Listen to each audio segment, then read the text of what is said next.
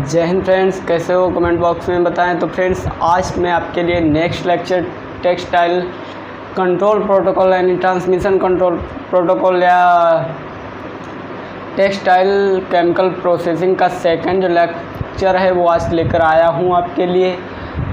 इससे पहले फ्रेंड्स, कल मैंने आपको सिंजिंग तक क्लियर करा दिया था और उसके बाद आता है हमारा डिसाइजिंग।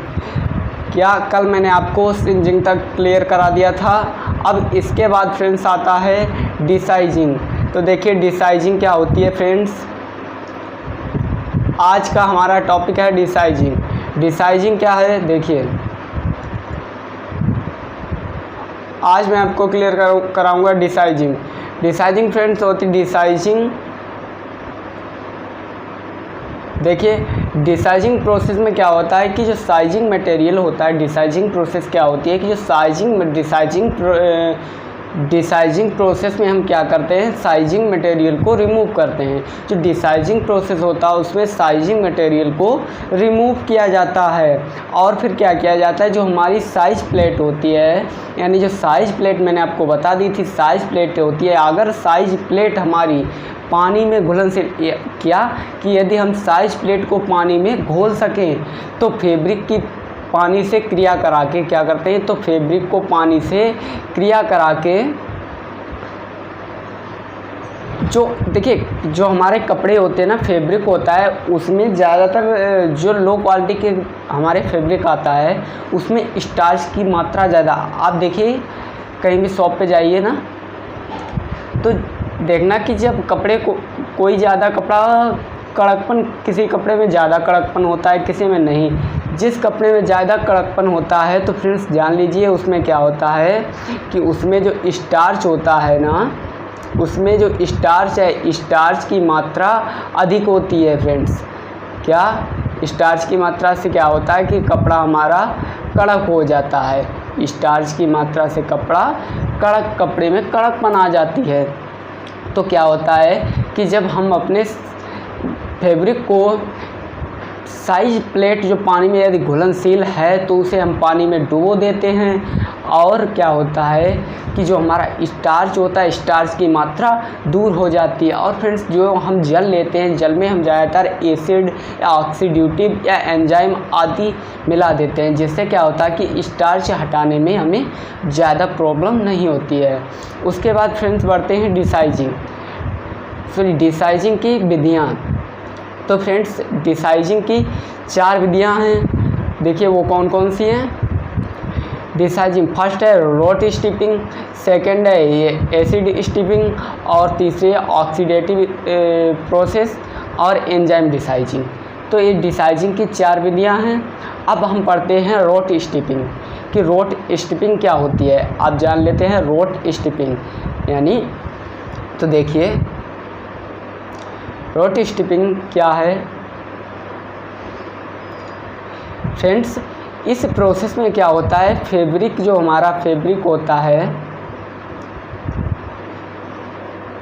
इस प्रोसेस में क्या होता है फैब्रिक को जो देखिए रोट स्टिपिंग में क्या होता है कि जो रोट वाटर होता है उसका जो ताप है वो हम 40 से 60 डिग्री सेल्सियस तक रखते हैं और हम अपने फैब्रिक को उसमें 12 से 24 घंटे के लिए डुबो देते हैं। क्या होता है रोट स्टिपिंग में कि जो हमारा रोट वाटर होता है उसमें हम अपने फैब्रिक को 12 से 24 घंटे के लिए डुबो देते हैं और फैब्रिक को अधिक समय तक जल में डुबोए रखने से क्या होता है, स्टार्च को हटाने में मदद मिलती है तथा इससे 2-3% जो हमारी इम्प्योरिटाइज होती हैं, फैब्रिक में जो इम्प्योरिटाइज होती हैं वो दूर हो जाती हैं। और इसके पश्चात हम क्या, कपड़े को हल्के से धुल देते हैं जिससे स्टार्च आसानी से हट जाता है। इसके बाद आता है एसिड स्टिपिंग।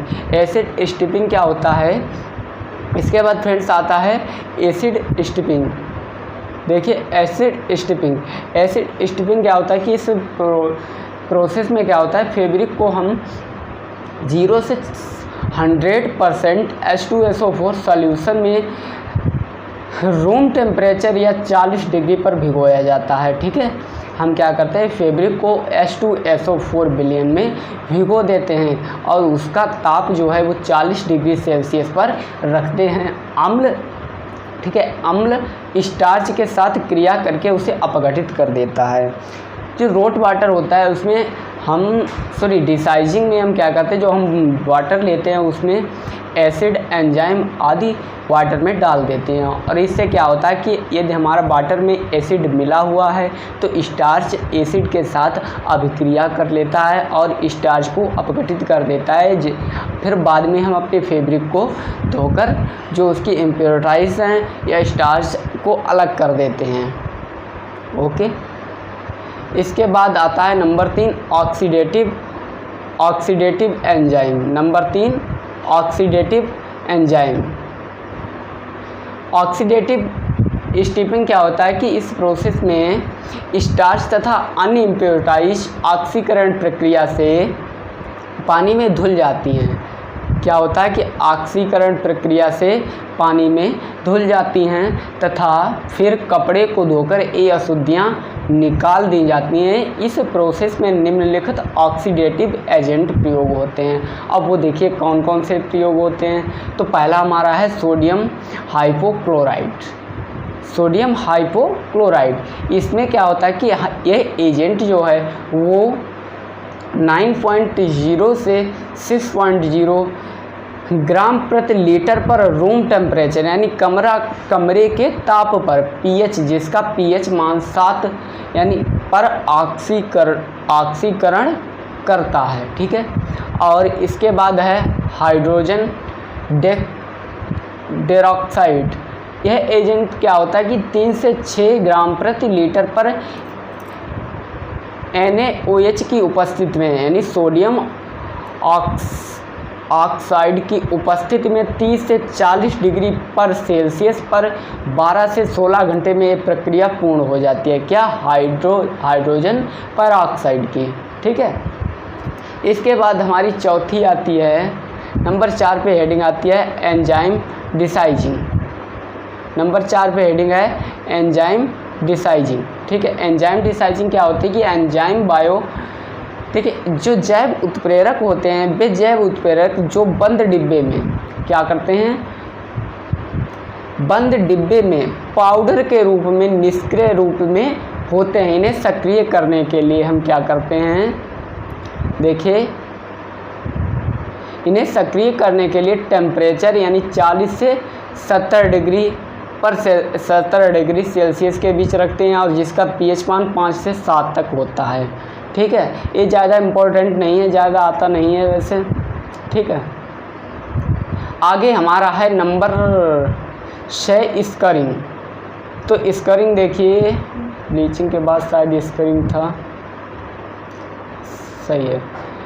अब स्करिंग पढ़ लीजिए, स्करिंग इम्पोर्टेंट है। ठीक है, स्करिंग क्या है, इस प्रोसेस का मुख्य उद्देश्य जो है वो नेचुरल और एडिड इम्प्योरिटीज, जो प्राकृतिक और एडिड अशुद्धियाँ होती हैं। ठीक है, जैसे कि प्रोटीन है, ठीक है, मटेरियल पीटीसी आदि जो होते हैं उन्हें रिमूव करना है। ठीक है, जो एडिड और नेचुरल इम्प्योरिटीज हैं उन दोनों को रिमूव किया जाता है स्करिंग प्रोसेस में। इस प्रोसेस के बाद फैब्रिक एब्जॉर्बेंट यानी अवशोषक, सोखने वाला बन जाता है। एब्जॉर्बेंट मतलब देखिए ज़्यादातर कंबल होते हैं, कंबल में एब्जॉर्ब करने की क्षमता अधिक होती है। ठीक है,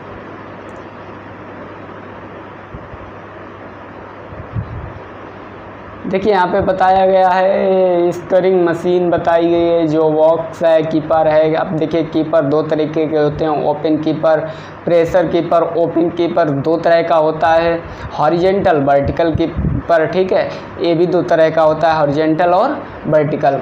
वर्टिकल प्रेशर कीपर क्या होता है कि देखिए वर्टिकल प्रेशर कीपर एक लौह यानी बेलनाकार लौह का बर्तन होता है।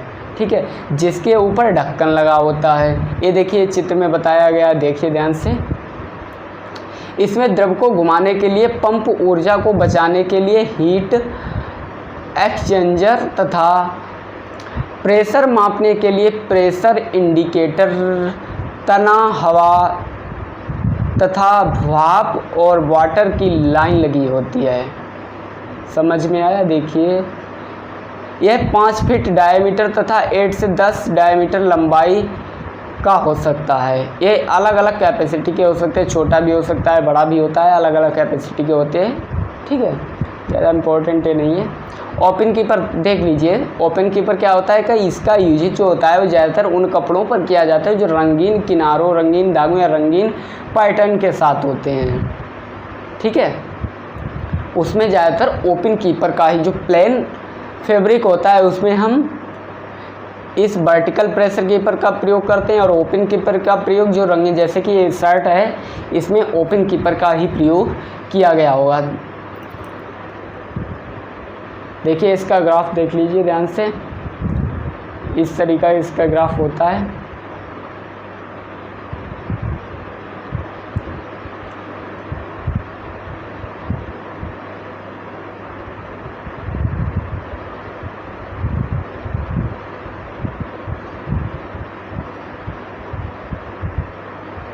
ये ज़्यादा इम्पोर्टेंट नहीं है।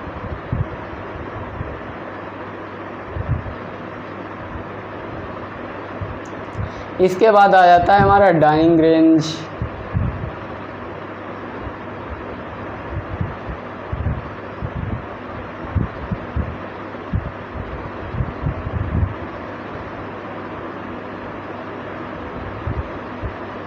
ये देख लीजिए, वाटर मशीन या डाइंग, इसमें क्या होता है कि जब मशीन में फैब्रिक ट्विस्टेड टाइप हो जाता है, ट्विस्टेड टाइप मतलब घुमावदार फैब्रिक जो होता है वो ट्विस्टेड टाइप हो जाता है, तो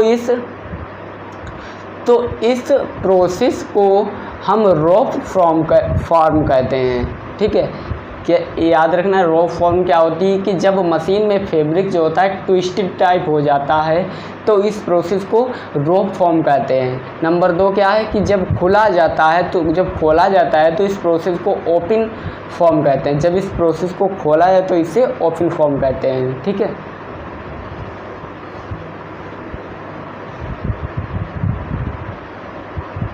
इसके बाद डाइंग आ जाता है। ठीक है, तो डाइंग में आपको कल क्लियर करा दूंगा। आज की वीडियो यहीं तक, ज़्यादा वीडियो लंबी हो जाएगी तो डाइंग रेंज आपको मैं कल बताऊंगा। फ्रेंड्स, ये डाइंग रेंज आपको कल मैं बोर्ड पे बताऊंगा, इससे ज़्यादा समझ में आपके नहीं आएगा, इसीलिए कल आपको बोर्ड पे बताऊंगा डाइंग रेंज। तो आज के लिए जय हिंद, इतनी ही वीडियो अच्छी लगी हो तो लाइक करें, चैनल को सब्सक्राइब करें।